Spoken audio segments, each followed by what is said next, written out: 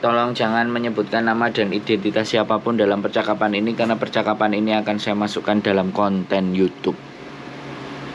Oh, siap. Bagaimana, Mbak? Ini Mas, saya kerja yang pertama 2 tahun.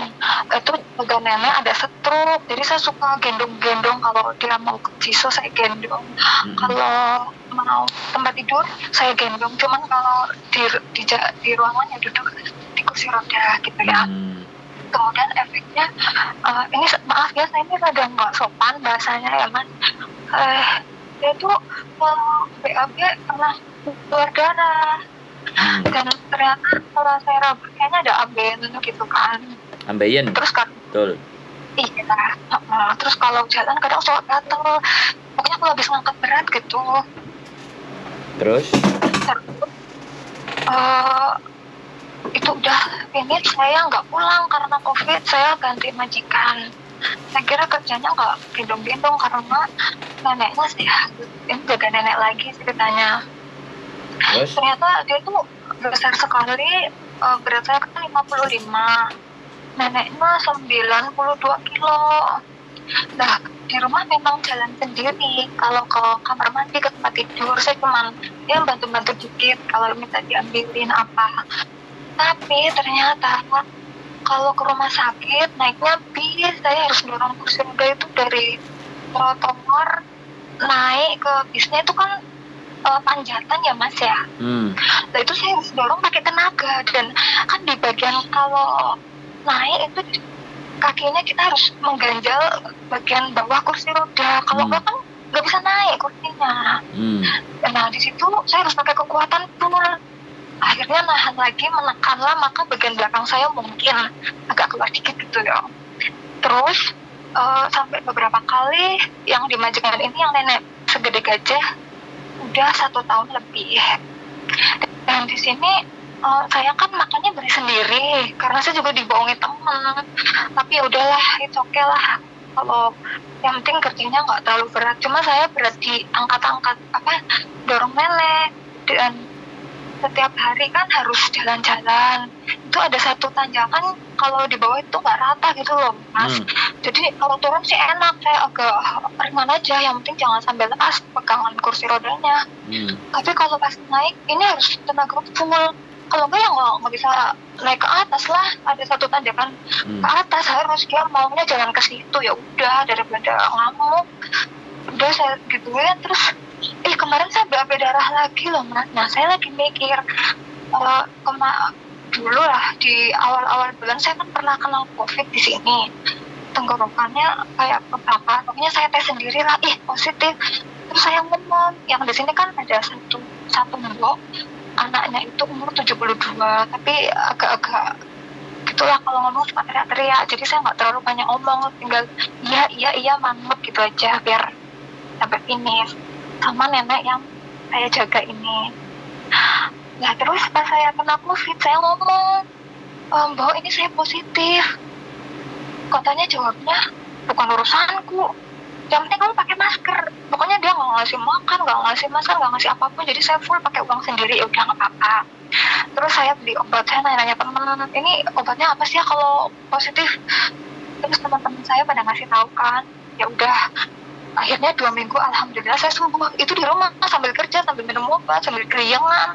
Kalau pas nggak ada kerjaan saya gelar plastik di dekat cucian baju, saya mojok di situ karena pusing banget kan, tenggorokannya sakit. Akhirnya 2 minggu saya sehat, udah saya negatif. Oke. Sekarang saya mikirnya gini loh Mas, ini kan saya sama lagi kan tinggi, saya nyari majikan baru. Lah kalau misalnya saya mau berobat ambeien kan saya udah searching lah. Kalau cuma diolesin di HP itu gak bakal sembuh. Saya pengen di laser. Pertanyaannya, kalau di Hongkong itu mahal nggak ya Mas? Karena kalau di Indonesia itu sekitar 15 juta. Sedangkan saya nggak mau pulang. Saya pengen setelah saya finish ini cari kerja lagi. Terus saya mikirnya gini, kalau selama kerja di majikan ini saya mau berobat ambeien, dia nggak bakal ngasih duit sepeser pun, maaf. Yang kemarin aja saya apa-apa sendiri, bahkan sampai hari ini pokoknya makan sehari 3 kali saya sendiri. Tapi saya udahlah, itu oke lah, nanti saya harus punya punya kertas finish itu aja sih, nanti cari lagi majikan. Ya udah gitu aja ya Mas, gimana baiknya kasih solusi. Makasih Mas. Ya sampean nggak tahu peraturan Hongkong, kalau sampean sakit itu yang nanggung majikan. Tahu. Nah ya kenapa kak diomongin, kalau enggak ya udah kumpulin resitnya, nanti setelah mau finish, sebelum finish bawa ke labor lo semua resitnya. Jangan sampean sudah finish baru bawa ke labor, moyong, nggak ada nilainya. Jadi sampean berobat sendiri apapun sendiri nggak ada masalah, resitnya kumpulin. Oh oke.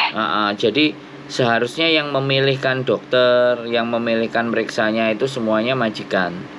Nah kalau sampean mau ya, sampean minta ngomong ke dia, aku sakit ini karena di sini kerjanya begini.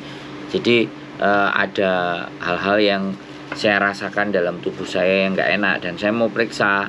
Kalau dia nggak mau, itu bukan urusan saya. Sampean bisa dapat rekamannya, itu keren. Sampean dapat bukti, itu keren. Bukti bahwa majikan tidak memperdulikan sampean atas kesehatannya sampean, itu keren. Kita bawa ke labor, kita kasuskan sebelum sampean finish. Jadi ketika nanti sampean finish kan otomatis ya sampean harus tetap keluar dari tempat majikan itu, tapi kasus sampean kan belum terselesaikan. Dan sampean sudah keluar, itu bagus. Jadi momentum 1 atau 2 bulan sampean udah laporan ke labor. Atau 40 hari ya, 40 hari menjelang sampean tanggalnya finish itu sampean sudah dianggap sebagai finish. Nah, di situ saatnya sampean lapor ke labor. Jadi biar majikan itu tahu bahwa dia itu orang yang harus bertanggung jawab atas penyakit-penyakitnya sampean gitu. Karena pekerjaan yang ada di situ saya nggak ngerti. Sekali lagi kondisi ini nggak ngerti. Tapi saya hanya membaca situasi dan keadaan apa yang sampean sampaikan. Bahwa majikan itu bertanggung jawab atas kalau kita punya sakit. Dan itu tergantung, sekali lagi tergantung dari asuransi yang dibeli. Nah, ambeien apakah ada bagian dari asuransi yang dibeli. Nah, itu berapa, bagaimana dan biayanya. Tetapi intinya adalah ketika sampean sakit di rumah majikan, itu majikan yang bertanggung jawab. Kalau sampean, langkah pertama adalah bagaimana caranya sampean ngomong kalau sampean sakit dan mendapatkan jawaban dia atas penyakit sampean. Nah, kayak gitu kan ceritanya. Kalau dia buru-buru, karena kalau dia nginterminate sampean pada saat tahu penyakitnya sampean, itu juga melanggar peraturan.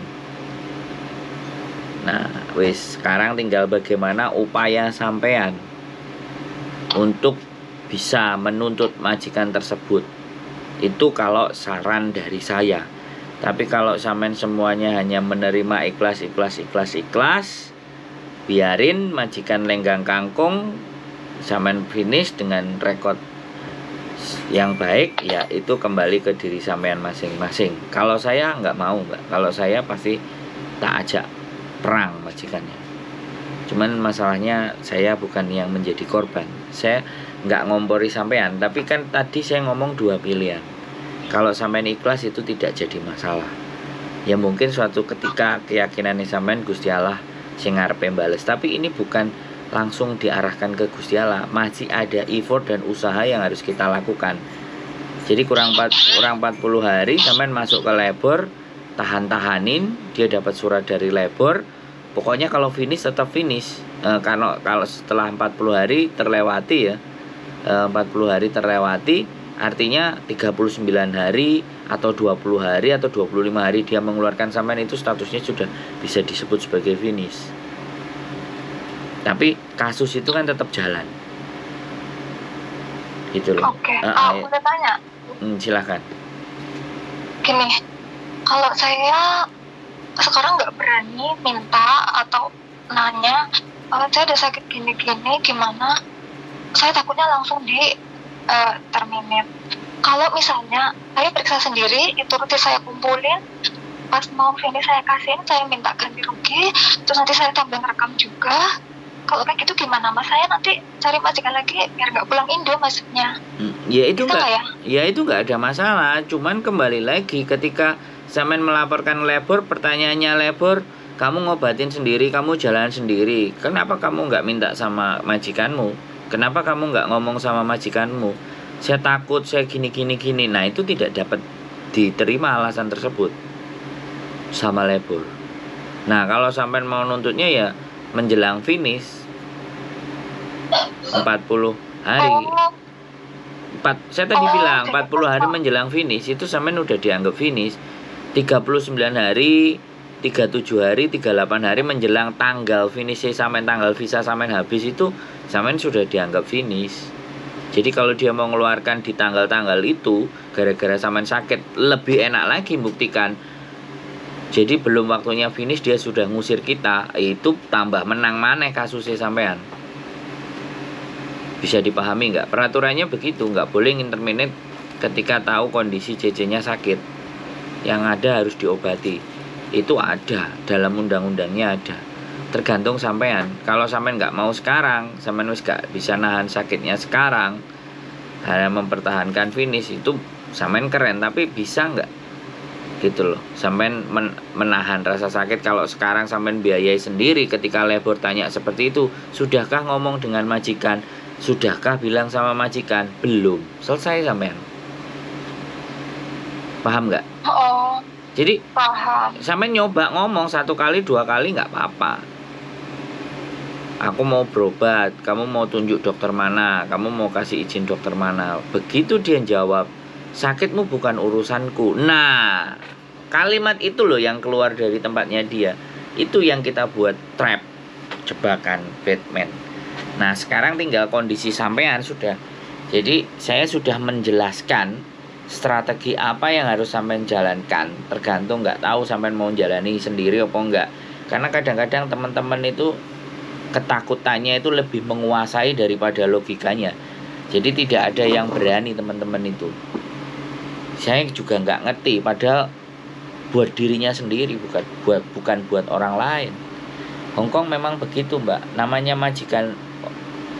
Kalau kita di Indonesia ketemu orang Cina, ya kan, pasti ngomongnya kita akan perhitungan banget, pelit banget kan. Ini Hongkong itu turunannya orang Cina, Mbak. Jadi sama, kurang lebihnya sama. Kalau bisa semuanya dia gak ngurus, gak ngereken sakarepmu. Kowe loro, kowe mati, kowe modar, aku gak ngurus, penting aku bayari awakmu. Nah, kalau udah kayak gitu terus gimana coba? Karena kita yani CC ini orang yang baik-baik, sabar, selalu pakai hati. Jatuhnya didek-didek lah, wis terserah sampean. Bisa, sudah punya gambaran. Punya. Saya Nah, tergantung pengennya sampean. pas 3 bulan sebelum finish mau berobatnya, mau tanya dulu juga. Apapun jawabannya, kalau itu saya siap banget. Gimana? Nggak apa-apa, pokoknya intinya sampean diizinkan dan tidak diizinkan dia. Sampean mau berusaha mau ngobatin sampean sendiri itu juga no problem, ya kan? Tapi bagi saya kok eman bahwa peraturan itu di sini ada. Ya kita berpatokan sama peraturan itu aja. Nek sampean gelem, nek sampean gak gelem kan kembali ke diri pribadi sampean. Intinya saya memberikan sesuatu, duduk permasalahan pada masalahnya. Saya bukan agent sampean, jadi saya nggak bisa juga ngomong ke majikan sampean. Yang bisa ngomongin adalah agentnya sampean. Kadang-kadang anak-anak agent yo gak reken karena sudah gak enek duite. Staff agent wis mari ya wis. Nah makanya baik-baiklah memilih agent yang bisa membantu dan membela sampean. Kalau sampean ada sakit A, sakit B, sakit C, bener loh itu, sampean bisa cek tulang belakang sampean juga. Ngangkati orang-orang segede gaban itu ada dampaknya loh. Itu risiko pekerjaan. Dan Hongkong itu mengakui iku, mengatur hukum perlindungan terhadap para pekerja. Bukan hanya pekerja migran, bukan hanya CC juga, tapi pekerjaan-pekerjaan di luar sana. Makanya harus diikutkan asuransi, diikutkan pelatihan. Terus kalau mati tiba-tiba dalam pekerjaan, klaimnya bagaimana? Kecelakaan dalam pekerjaan, Hongkong itu concern, Mbak, ngatur itu. Cuman anak-anak ya wis lah, aku mau maafan, mau ruwet wis tak tampani kanthi ikhlas. Lah nek jawabane ngono, aku ya wis muga-muga sampean sehat selalu, kuat, dijauhkan dari bahaya. Jadi kan kayak gitu aku ngomongnya. Wis. Boleh Ya. ngomong ya Mas? Mau ngomong aja silakan. Sampe nonton kontenku Bener. iki. Nonton kontenku iki ngerti. Boleh saya ngomong gak nyerobot. Pintar berarti wisan. Gimana? Apa ya, bener, emang rata-rata cece itu lebih besar ketakutannya. Kayak saya kan ya punya anak, suami nggak ini, jadi semua anak saya pikir yang penting kerja dapat duit, yang di rumah cukup, saya juga pegang udah. Maka ketakutan itu lebih besar Mas, kayak mau ngomong takut diinterminate. Kayak ini saya langsung mikir, kalau gitu 3-4 bulan sebelum finish deh aku berobat, aku tanya dulu ke agent, lalu tanya ke majikan, terus nanti jawaban dia apapun itu, ya pokoknya aku berobat, nanti resetnya aku simpan. Kalau dia mau maksudnya ngarahin, nanggung, oh iya oke. Kalau misalnya enggak, pahitnya aku tetap mau periksa sendiri, terus aku simpan baik-baik, lalu terakhir aku tuntut di labor. Paling kayak gitu ya Mas ya. Iya nggak apa-apa. Sampean ngomong sekarang aja, terus sampean punya bukti dan ada rekaman. Nggak usah nunggu mau finish. Sebenarnya itu ndak ada menurut saya ya ndak ada masalah. Tinggal sekarang mengambil posisi-posisi seperti itu tuh sampean sing bingung dewe gitu. Menurut aku nggak ada masalah. Kan hari ini cuman ngomong, ya kan, lapor. Aku punya sakit, aku mau periksa, aku mau ambil jadwalnya semuanya. Nah dia ngeresponnya kayak gimana? Jadi kalau sampai ngerespon, kalau sampai tanya 2 kali dan 3 kali responnya semuanya sama dan sampai punya rekamannya, that is the power. Itu kekuatan. Sampai jangan takut bulan minggu depan, tahun depan nggak dapat majikan, nggak. Sekarang balik ke keyakinannya sampean. Kalau sampean jadi orang baik, jalan itu pasti ada. Nah, sampean kadang-kadang yakin nggak dalam diri pribadi sampean yakin dan nggak. Dan sampean yakin nggak kalau Gusti Allah itu akan selalu memberi jalan dan rezeki buat orang-orang yang mau berjuang, buat orang-orang tercinta. Itu jihad, Mbak. Nah itu keyakinan itu yang tidak tertanam dalam diri teman-teman, sehingga ketakutan itu jauh lebih menguasai daripada keberanian. Entak kuliahi sampean piye aja. Ayo. Wis ndang sampean ngomong. Nggak kuat, belum sanggup ngomong, takut interminate. Soalnya ini tipe majikan yang wis koyo ngono lah Mas. Iya makanya. Jadi gini loh. Sampean nggak benar-benar yakin di mana Gusti Allah itu ada di samping sampean dan akan membantu. Sampean itu tidak yakin dengan itu.